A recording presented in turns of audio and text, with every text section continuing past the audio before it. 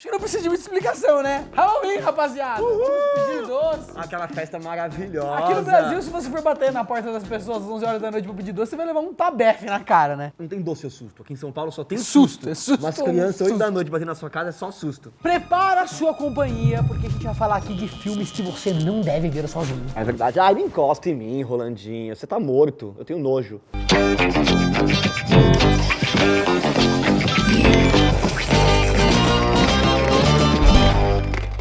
Galerinha, vocês sabiam que uma das franquias mais amadas do cinema tá de volta nas telonas? Exatamente, a gente tá falando aqui de Halloween, um dos maiores filmes de terror da história. E só de ouvir o tema clássico, já dá...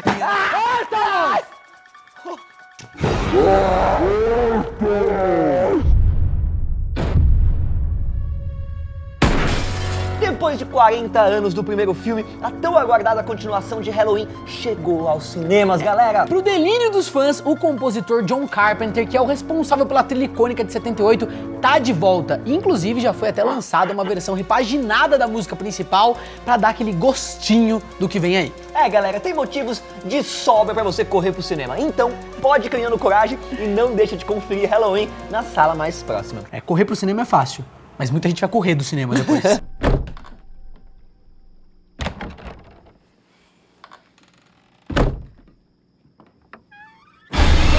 Muitas vezes, a simples sugestão de uma ameaça pode ser mais intrigante do que ver um monstro ou um serial killer, como mostra o Babadook. Esse filme acompanha a Amélia, uma viúva que tem um problema pra lidar com o luto, enquanto ela cria sozinha o filho, que é, cara, amedrontado por uns monstros muito estranhos.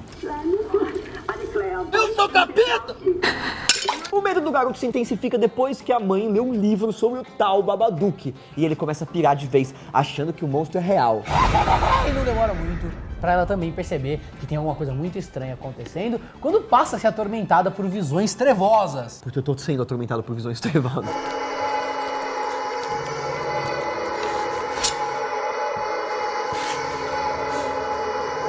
Mas apesar dessas alucinações, a presença da criatura em tela é bastante sutil, galera. E a gente nunca sabe se aquilo é real ou fruto da condição psicológica deles. Isso porque os personagens ficam cada vez mais surtados.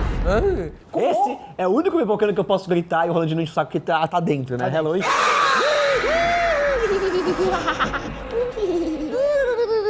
Acelera 70% a risada e...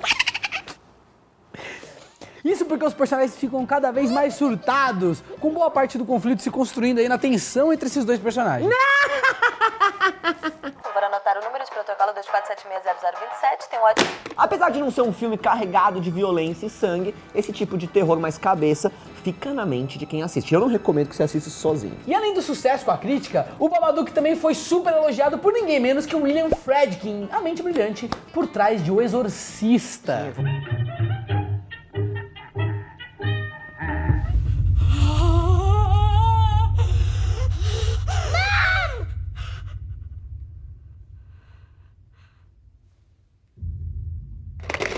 Outro filme de terror que vai por esse caminho da sutileza é A Corrente do Mal, considerado um dos destaques do cinema em 2015. Afinal, a gente aqui, né, a gente fala de todos os anos.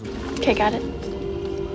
A produção conta com uma trama bem inusitada, em que a jovem Jay é amaldiçoada depois da relação sexual com o novo namorado. Bom, segundo minha avó, o cara explica que carregava uma força maligna transmitida apenas pelo ato sexual. E é preciso passar adiante pra não morrer. Chama gonorreia. Just sleep with someone as soon as you can. Just pass it along.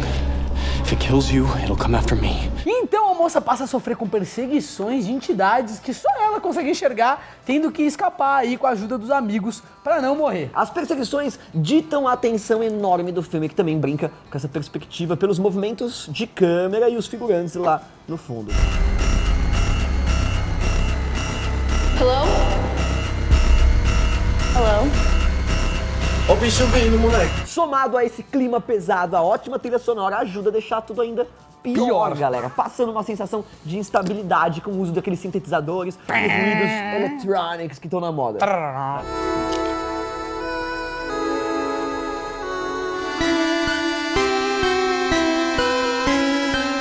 E pra quem gosta de histórias em aberto, Corrente do Mal poupa o público de explicar tudo, com vários simbolismos aí, detalhes cabíveis à interpretação, pra você pensar mais nos detalhes e menos no medo absurdo do filme. É difícil raciocinar quando tá assim que não passa um gelinho.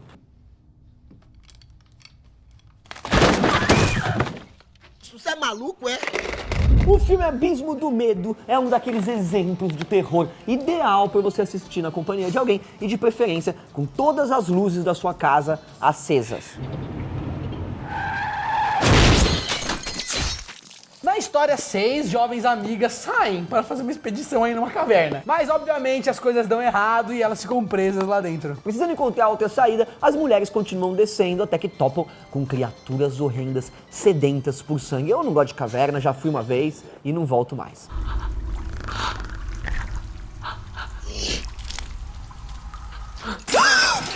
O mais interessante é que esses monstros são apresentados aos poucos, né, em doses calculadas para aumentar assim, a atenção do público que tá lá no cinema. Bom, além do medo causado pelos humanoides carnívoros, o filme também constrói o terror com base num ambiente sombrio e totalmente claustrofóbico.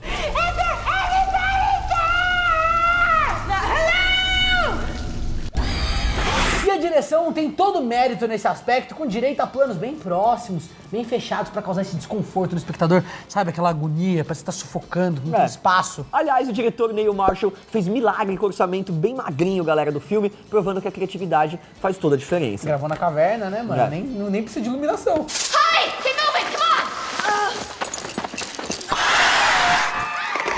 Provando que terror tá longe de ser só Hollywood, a produção espanhola O Orfanato é digna de nota aqui por arrancar arrepios do público.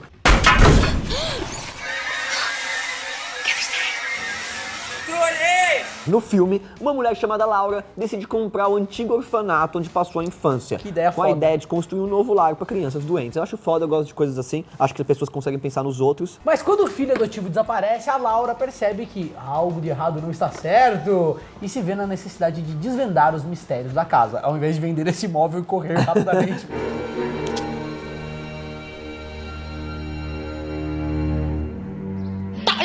O medo é construído de modo sutil, como a gente pode perceber logo no começo, em que a trilha sonora contrapõe um visual bem inocente das criancinhas brincando. E outras vezes o filme também usa recursos mais gráficos, assim, pra aterrorizar o espectador, mas sem aquela apelação pros jumpscares, que a gente sempre fala que não é o melhor recurso, Não é né? mesmo. O gemidão do Zap é o jumpscare brasileiro.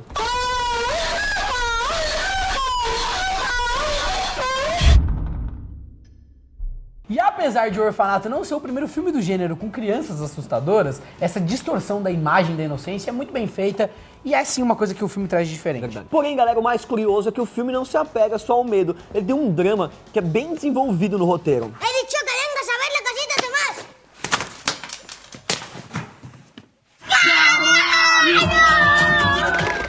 E obviamente a gente não poderia deixar de fora uma obra japonesa, já que a Terra do Sol Nascente é especialista nesse gênero de medo. E eu fico com medo, inclusive, de obras que eles consideram coisas normais, assim.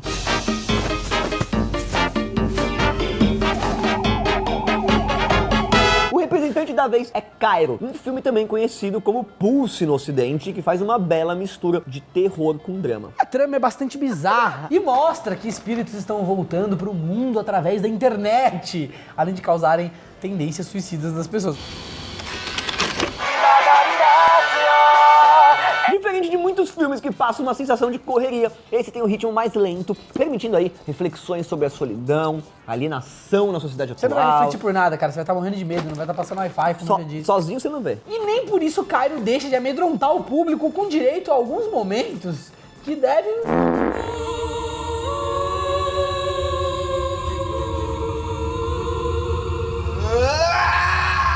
Mas até mesmo, galera, as cenas com os espíritos costumam ter aí uma calmaria perturbadora, garantindo uma aflição que é fora do normal. E a trilha sonora com o jogo de luz e sombra também ajudam nesse clima fantasmagórico, que é muito bem conduzido pelo Kiyoshi Kurosawa, um dos mestres do terror japonês.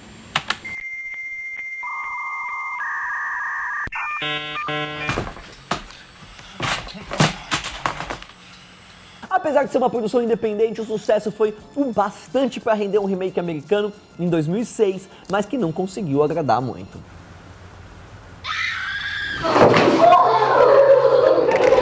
Se vocês acham que Deus. necrotério é um meu lugar Deus. sinistro, Não. essa opinião vai ganhar ainda mais força depois de vocês conferirem A Autópsia, filme que eu assisti no cinema. E, meus amigos, quase que eu entrei dentro da cadeira, fui sugado pelo assento. Eu também não gosto. You don't see clouding like that unless the body's been dead for days. E por incrível que pareça, boa parte do filme se concentra em causar medo através de um cadáver. Após encontrarem um corpo de uma mulher misteriosa numa vila, ele é enviado para o necrotério em que o protagonista trabalha junto com o pai. Pô, e esse filme, ele não é só um terrorzinho assim, tipo, abriu a pessoa vai tá viva, tá morta e tal.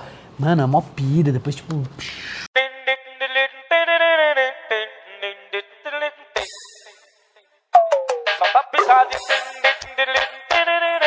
Os dois precisam descobrir a causa da morte, mas o problema é que a defunta não apresenta sinais de traumas externos, apesar dos ferimentos por dentro. Look how small her waist is.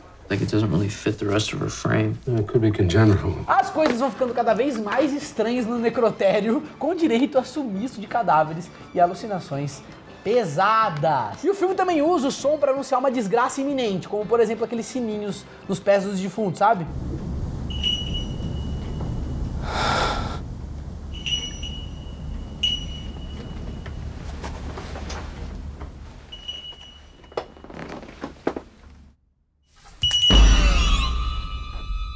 Já o terceiro ato acaba pesando muito pros jumpscares, mas a experiência, no geral, ele rende bons sustos, né? Porque afinal é isso que o jumpscare faz. Bom, eu espero que vocês tenham gostado desse episódio muito especial. E Rolandinho, eu queria que você me soltasse agora, vai. Acabou o Halloween aí, legal. E essa fumaça? Ah não, Box, você deixou acesa a fogueira das almas, das bruxas místicas? Não, queimou a pipoca mesmo. Eu tava fazendo lá um milho. Oh, soltou. Nossa. Tchau, gente. Bom Halloween pra vocês, tá bom?